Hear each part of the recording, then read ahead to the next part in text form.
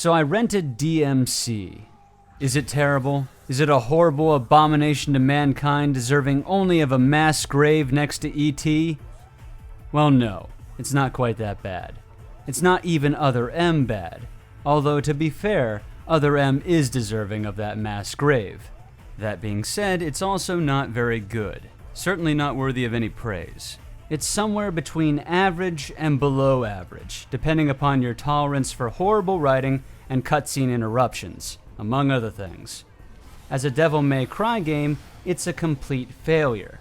But in the game's defense, I don't think it was ever intended to be a Devil May Cry game, despite its name.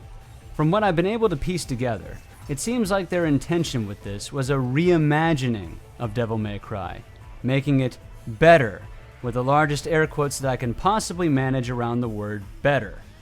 So their intent was reimagining this series for a new audience, with the implication that the old series, along with its characters and defining gameplay mechanics, will be discarded and forgotten. This, Capcom, is what has people understandably pissed off, not haircuts. This was a series that a lot of people cared about, and for no reason they decided to replace it. It was a reboot that no one wanted. This was played all wrong from the very beginning. They came out of the gates with lines like, "Dante's not cool anymore," implying that this new game was going to be cooler.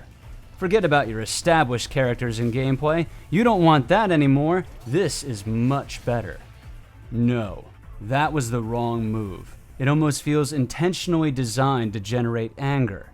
Instead, they should have said, this is a spin-off, a side story, one that doesn't affect the original universe at all. So don't worry, we're just waiting for the guys doing Dragon's Dogma to get done. After that, we'll have a fresh new Devil May Cry ready for you. And just like that, all rage has been washed away. Now instead of losing something that they cared about, the fans have only gained something new. It would have been comparable to Mega Man and Mega Man Battle Network. Just a spin-off. Nothing is replaced. It would have been perfect. Unfortunately, that possibility is unlikely now. Instead, let's deal with the reality. What did I think about this game? In terms of story, it was like bad movie night. That's the best way I could describe it. Watch some cutscenes, you'll get what I mean. When it gets bad, it gets really bad. I gotta tell you, killing your child like that, watching it explode into little wet chunks.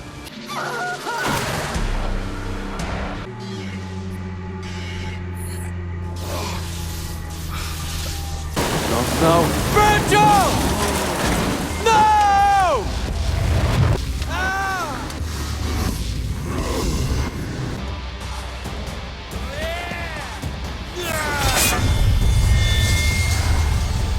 Fuck you! Fuck you! Fuck you! Desiccated squirrel semen.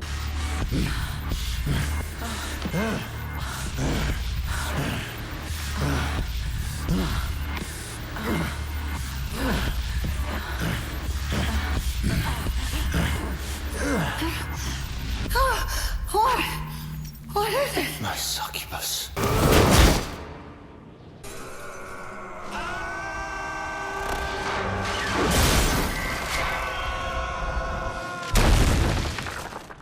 Yeah, well, fuck you, Dante! It's also full of plot holes and continuity errors, but really, what were you expecting? Shakespeare? There's also going to be a lot of fuck, shit, and ass. Well, not so much ass, but lots of fucking shit. Because cool characters curse a lot. Reminds me of what Capcom did to Bionic Commando. Fuck! Shit! Yeah, apparently that sudden grimdark turn was their handiwork as well. Makes a lot of sense. Next up, sound and music. Not very good. Almost all of the weapons sound and feel very weak, with the exception of the shotgun and the Hulk hands, which both sound pretty good. As far as the dubstep goes, I can't really comment as I know nothing about it. But my panel of dubstep experts have informed me that these particular variations of wub are examples of bad dubstep. But again, I can't comment. Finally, and most importantly, the gameplay. Everything that I said in the demo analysis video has carried over to the full game. Weapon switching is now handled by color-coded stance triggers that you must hold down. Lock-on is gone. Directional inputs are gone. Styles are gone. The most damaging of these is the loss of lock-on, not only due to the complete loss of precision, but also because we could put directional inputs and styles back in if we had lock-on. Truly a strange decision I still don't fully understand, and I really miss Royal Guard and Trickster. Maybe the goal was accessibility. Maybe lock-on was too hard. Who knows? The end result is a combat system that works, but provides considerably less options than you had before. In other words, it's been dumbed down. And for a series like this that's been moving forward with every entry, it doesn't make any sense to suddenly go backwards 4 steps. We should be building on the games that came before, not senselessly removing features. Additionally, combat in DmC is so slow when compared to its counterparts. Part of that may be due to the fact that they've introduced weapons that are intended to be slow. But I think it's more than that. Everything feels slow, even the basic attacks. I don't know if this can be fixed, if a turbo mode is even possible. But if we could speed things up, that would be an improvement. There's also a noticeable input delay, which is especially noticeable when shifting between stances. The result is sometimes you'll just pull out the wrong weapon. It doesn't happen that often, but it does happen. The game also suffers from a great deal of balance issues. Every weapon has a ridiculously overpowered move. In some cases, several. In the case of the axe, the whole thing is overpowered.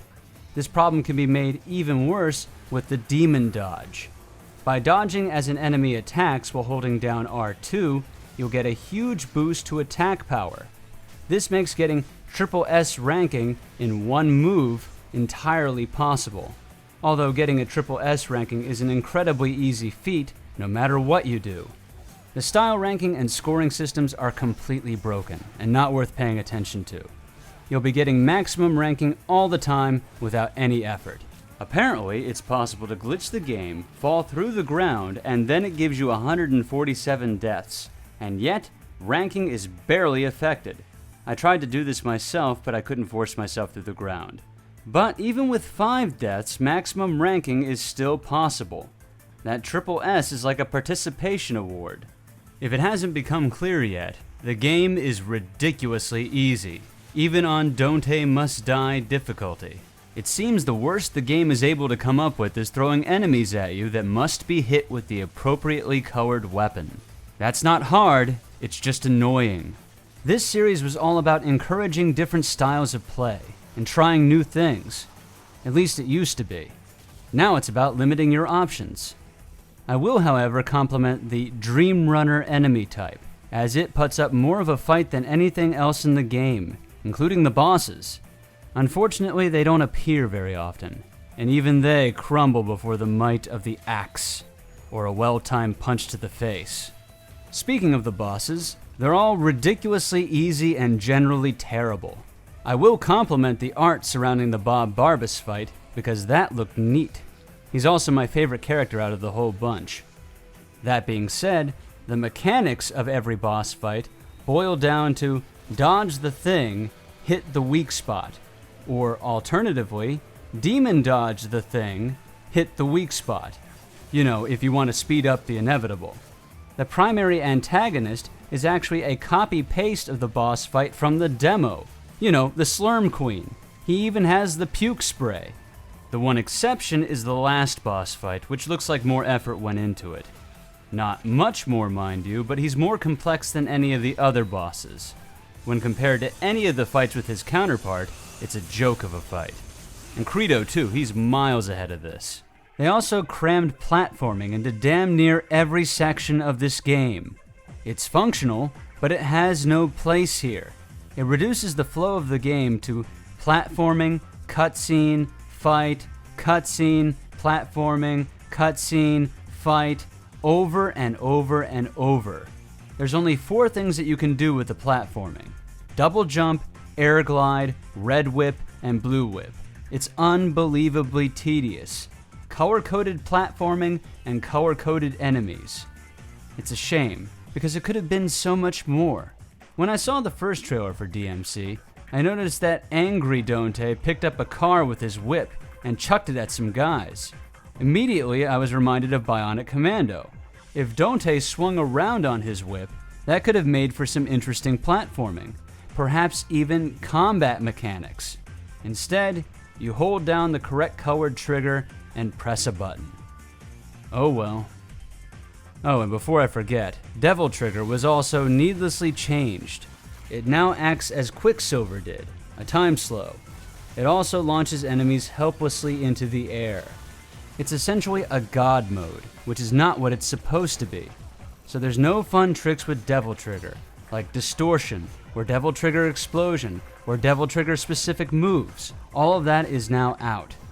Now it's just a time slow, with a huge damage boost. It completely breaks the bosses, and if you use Demon Dodge at the same time, forget about it. Everything just explodes. The mechanics worked far better the way it was, and it was certainly more balanced. The game runs about 6 to 7 hours, with cutscenes included, and this game is cutscene heavy. They're everywhere, even in the middle of combat. If you skip every cutscene that they allow you to skip, you end up with about 4 hours. Some of that will be unskippable cutscene. I should mention that the environments do look pretty at times, my favorites being the acid trip circus and the world inside Dante's head. Now the design of the levels themselves, they're essentially just linear corridors, linked together by the color-coded platforming, but at least some of them look pretty. And that's it, that's DmC, a very strange chapter for video games. It's not a Devil May Cry game, and it's not a particularly good game, but it's also not a horrible mess. Personally, I would rank it as a below-average hack and slash. The combat is serviceable, but it lacks depth, and the game lacks any form of difficulty. But what really kills it as a game, don't think about Devil May Cry, just as a game, what really kills it is the unending barrage of cutscenes. It's brutal, and it destroys the flow for an action game. Not everything has to be a cinematic experience. Right, so, now that that's all done with, I wonder what Capcom's going to do now. Lots of people are pissed off, and not just because of Devil May Cry. Personally, I would love to see Capcom make a comeback. It's not very likely, but I would love to see it. You never know, maybe we'll see a return to the good times. Maybe Capcom will start to listen. But I doubt it.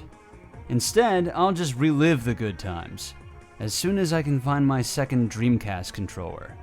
Later everyone, see you next time.